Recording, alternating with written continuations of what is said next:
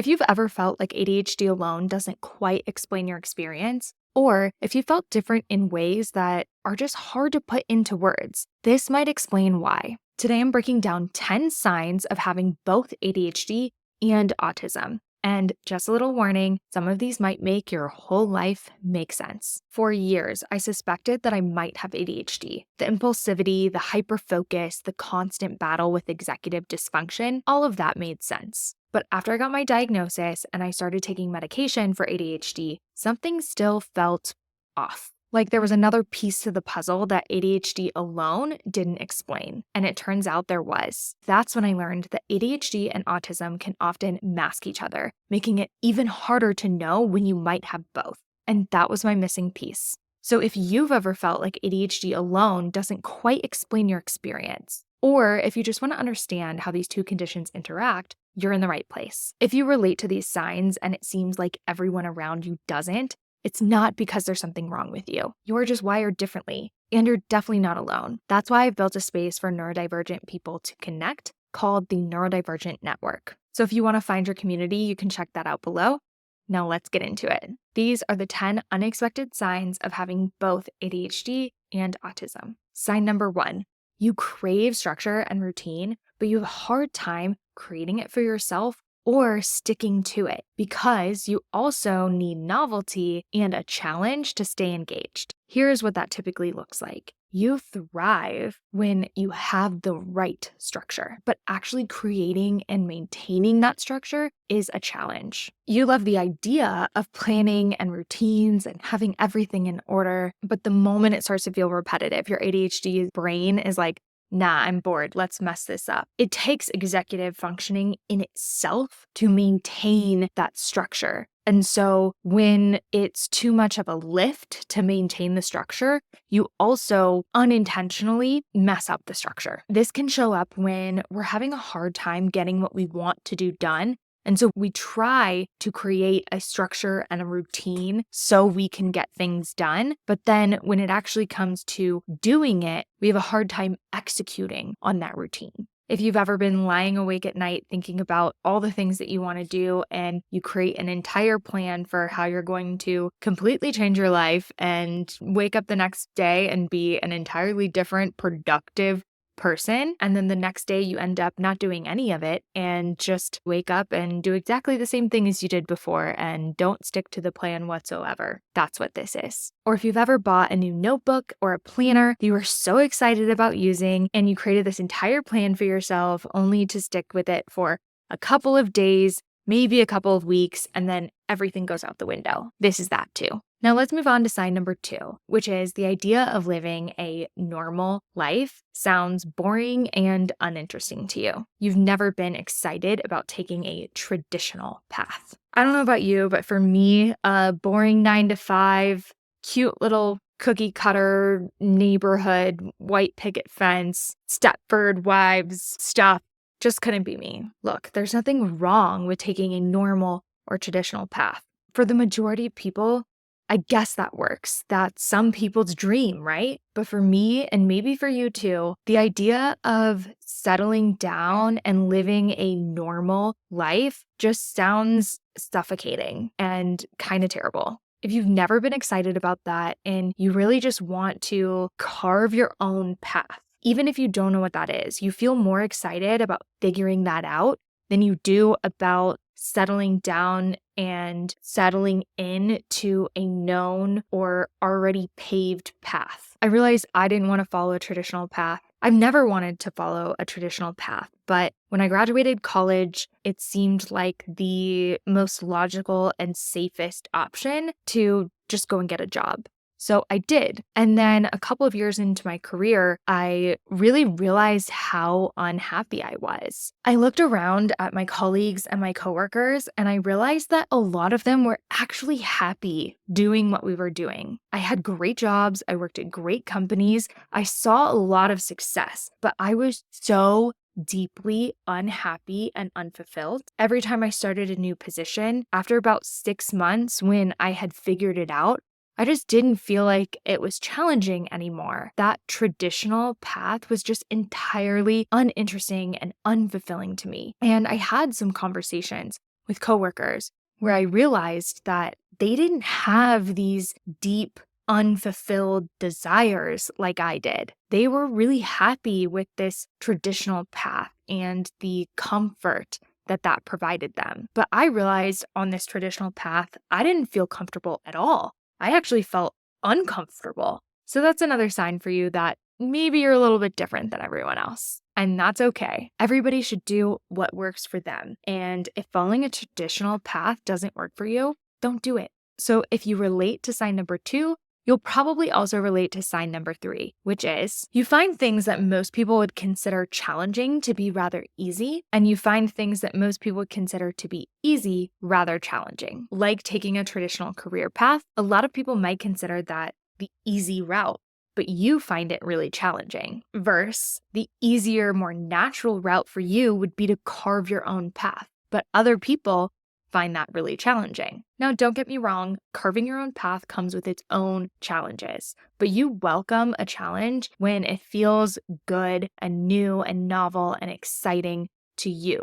You actually like challenges because you can absorb complex information like a sponge. You can more easily solve problems that other people struggle with and hyper-focus your way to expert-level skills. But sometimes the simplest, quickest things are the hardest for us, like remembering to eat before we're absolutely starving, sending a text back, or filling out a simple form without wondering what the heck they mean by that question because it doesn't make any sense. Things like that can feel rather hard. So if you've spent hours researching an obscure topic, or if you learn everything about a subject just to make a simple decision, you're not alone. Which brings me to sign number 4. You tend to look at the world more logically than emotionally. And while you experience a great deal of emotion and feel very deeply, you tend to use logic to make decisions, and you have a hard time understanding both your emotions and other people's. People often incorrectly assume that autistic people are not empathetic. The truth is, we are actually more empathetic than our autistic peers. We just experience a different type of empathy. So we tend to feel more deeply for people when we know we're supposed to feel deeply for people.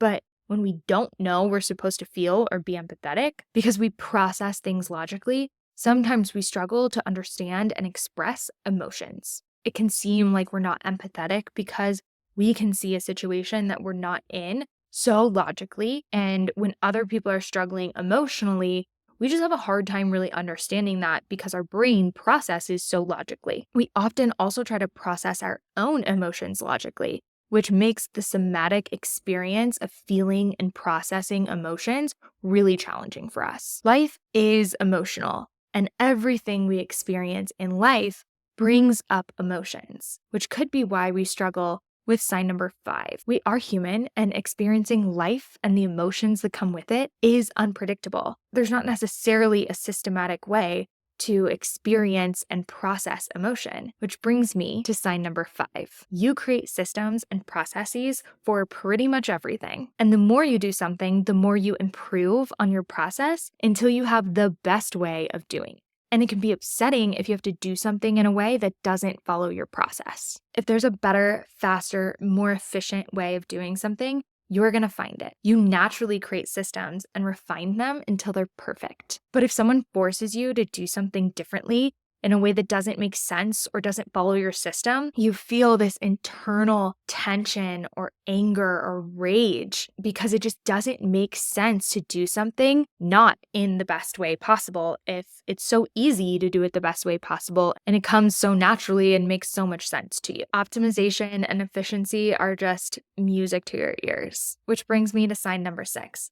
Necessary, repetitive, mundane tasks are difficult for you to do without doing something else at the same time that is engaging and stimulating. Folding laundry, doing the dishes, even basic self-care like showering or brushing your teeth just sound like torture. But if you add in a podcast or a TV show or your favorite YouTube channel or an audiobook or blasting music while you do whatever it is that you need to do, that can make those boring, mundane tasks a little bit more bearable. Sometimes your brain just needs extra stimulation and engagement to get the boring stuff done, and that's okay. Which brings me to sign number 7. You have the ability to multitask and process a lot of information at one time when you have a specific goal, an outcome that you're working towards, or a problem that you're trying to solve. You can juggle multiple ideas, analyze situations from multiple angles, and make connections that others miss. But if you have no clear objective or no reason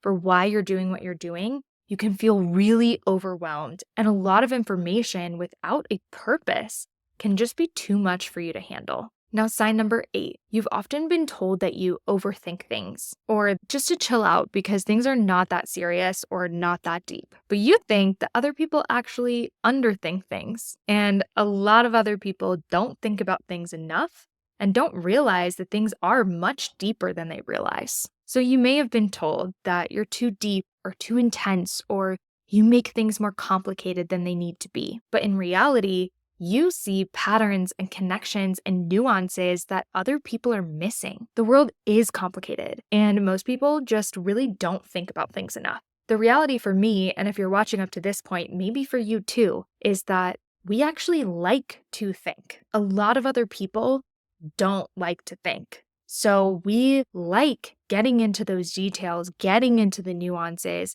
getting into the complications of things because we like to think. We like patterns. We like it when things are complicated. Now, you might need to be careful about that because some things don't need to be complicated. They might be complicated, but in order for you to get from A to B, it doesn't have to be complicated. So I'd keep an eye out for that. But if you've related to this video so far and you've related to sign number 8, that might be something to look out for. Don't make things more complicated than they need to be in order to get what you need to do done. But also don't let other people tell you that you overthink things or think too much, because a lot of other people are underthinking, and you should think the exact right amount that works for you, okay? So let's get into these last 2 signs. Number 9 is that you can find it challenging to make new friends because you have a narrower and more intense set of interests than most people. And you don't really care about the trivial or mundane things that other people care about. You just want friends to talk to and share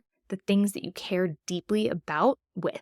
For you, small talk is draining, and casual friendships that are based on surface level interests are just not for you. You want deep, meaningful connections with people who truly get you and who find the things that you find interesting also interesting. And that can be kind of challenging to find. Neurodivergent people like us typically relate to people in different ways than neurotypical people do. So finding those friendships and finding that community can be a struggle. That is also a big reason why I created the Neurodivergent Network. I wanted to create a community for people like us to find and support one another. So if you've related to this video so far, check that out in the description below. Which brings me to number 10. You feel very different than most other people, and you've felt that way your whole life. Many of the experiences other people have had, you don't relate to, and many of the experiences you've had, most other people don't relate to. In many areas of your life, you've really just felt like an outsider, like there's an invisible gap between you and the rest of the world, and you don't really understand why. And if that's you, I get it. All of these signs are things that I experience